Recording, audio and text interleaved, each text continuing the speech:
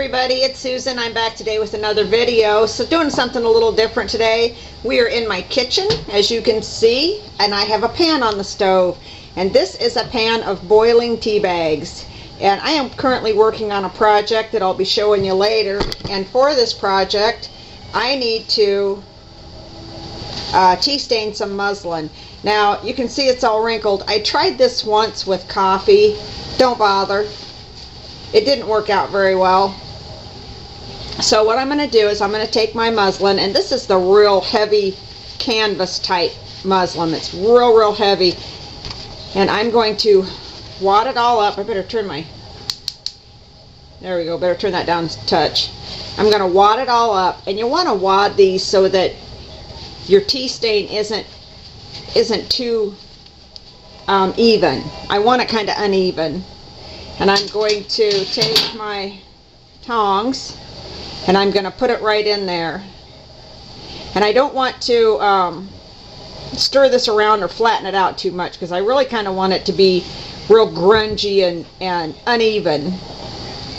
And I'm going to leave that in there, and I'm going to boil it for a few minutes and really get that stain on there. And then I'll turn the stove off.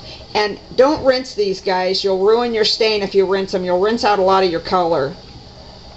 So after I've boiled this for a few minutes, I'm going to turn the stove off and just let it cool on its own. I won't take it out or rinse it or any of that. I'll just let it cool off by itself.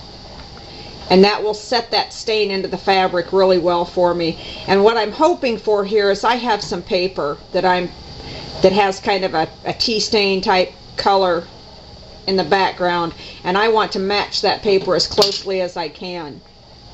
So this is the first step of the project I'm working on. So I'll leave you now, and I'll be back with my dried fabric. Hi ladies, this is Susan, and I'm back. And as you can see, I have my fabric all dyed now, and here is what I started with. Is this one. Here's the dyed one, so you can see it's quite a bit darker. Looks pretty good. It's a little wrinkly, and I really don't want it this wrinkled when I work with it.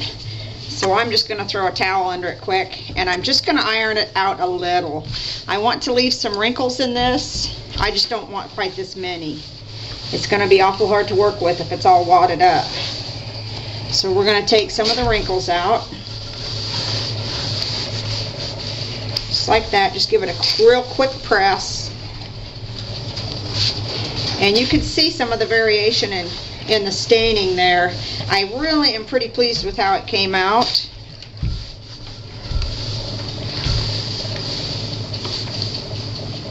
So there we go. Get this out of the way. Okay, so here we are. And what I'm going to do with this is I am going to turn it into a mini page. A mini album page, excuse me. So here's my paper, or here's my page. This is my page size. And what I'm going to do is I am going to take this, and I might be able to get two out of there. Oh, not quite. Okay. I want the salvage edge here to be my top, is what I'm really after. So I'm going to take this, and I'm going to make this the same size as my mini album page. I don't want it bigger because I plan to stitch on the top, and I don't want it to stick out past my other pages, I guess is what I'm trying to say. So I'm going to take this, and I'm just going to cut it with my scissors. It doesn't have to be perfect. In fact, it'll be better if it's not perfect. There we go. And then I need another one to match. And this just isn't quite wide enough. So I'm going to take it from over here, I think. And the little extra strings I'll just clip off. And ladies, I have not tried this prior to doing it for this project. This is the first I've done it. I've never made a canvas album page before, so this is going to be a learning experience for all of us. I'm going to put that right there, and I need one more, I'm thinking, for what I have planned. So we're going to get one more here.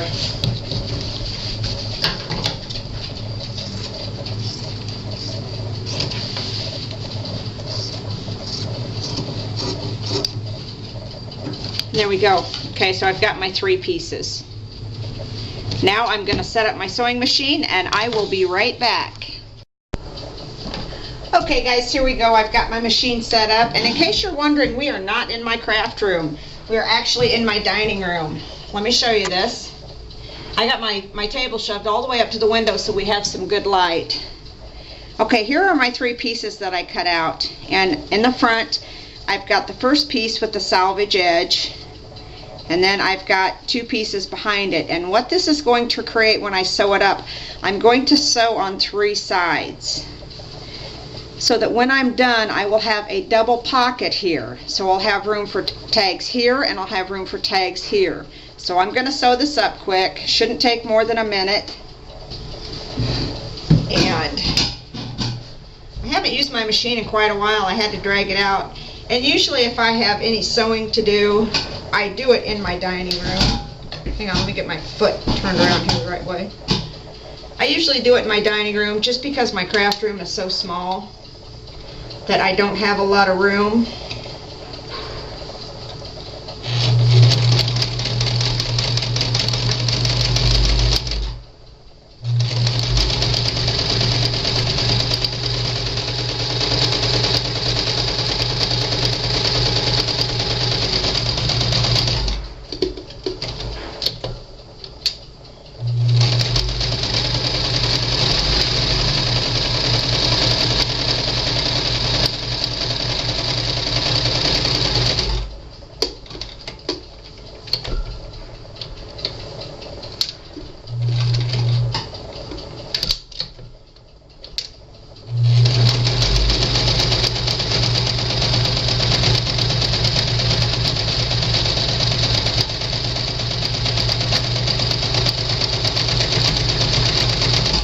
Okay, there we go. Clip this off, and we will clip the extra strings and take the pins out so you can see what we've ended up with.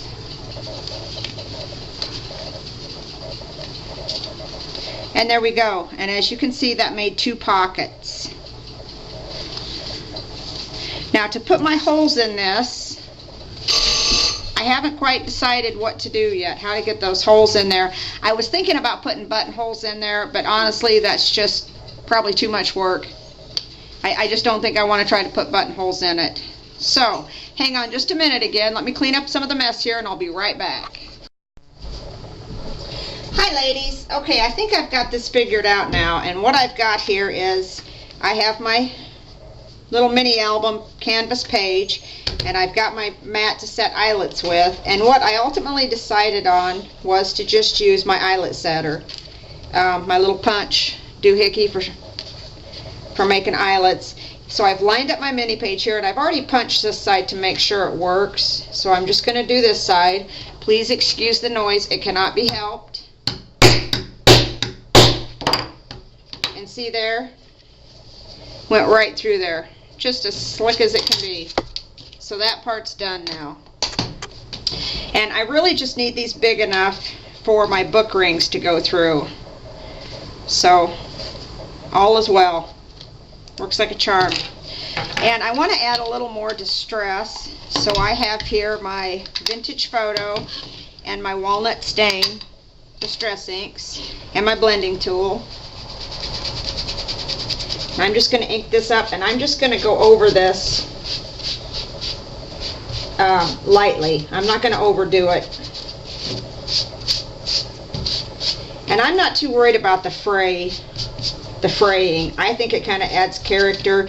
It adds to that whole grungy look that I want this to have. And I actually got this idea from a combination of places. We've all seen the new canvas mini albums that are out, and I really like those, but I didn't want one that was all canvas. So I had been thinking it over, and I saw Bona's video where she had made the fabric journals, and I thought those were really cool. So I thought, well, gee whiz, why couldn't I come up with something similar and just do a page or two in my mini album with it? So this is what I came up with, and now I'm just adding some walnut stain. Just kind of grunge it up some more. Just add a little bit to it. And I'm not going to glimmer mist this. Normally I glimmer mist everything I get my hands on. But this one, I just want to look really grungy and worn. And so I'm not going to put any glimmer mist on this. Okay, and there you go. There is my finished mini album page, and I'm not going to reveal yet the paper that I'm using or the project that I'm working on, but I will give you a hint, and we'll see if anybody can figure out what it is.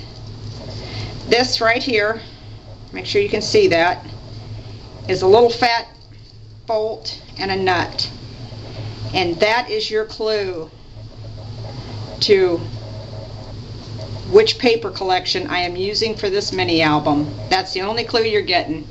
Okay guys, thanks for watching. I really appreciate everybody's support and encouragement. Thanks for stopping by my channel, and we'll see you soon. Bye.